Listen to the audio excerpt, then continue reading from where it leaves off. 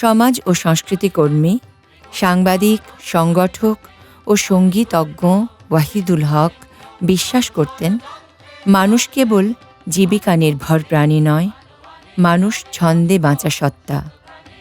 আর শিল্প মানে শুধু ছবি আঁকা, গান গাওয়া বা কবিতা লেখা নয়। শিল্প হল জীবনের ভেতরে সচেতন সৌন্দর্যবোধ।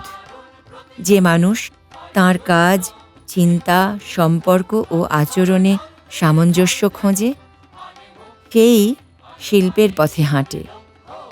শিল্প তাই পেশা নয়, একটি জীবন দৃষ্টি। তাঁর কথায়, ছন্দ শুধু কাব্যের মাত্রা নয়, ছন্দ নিজের ইচ্ছা আর প্রয়োজনের মধ্যে সাম্য, শক্তি আর সংযমের সহাবস্থান। ছন্দ হারালেই জীবন হয় খণ্ডিত, উগ্র, অমানবিক। জীবন ছন্দ না থাকলে মানুষ পূর্ণ হতে পারে না।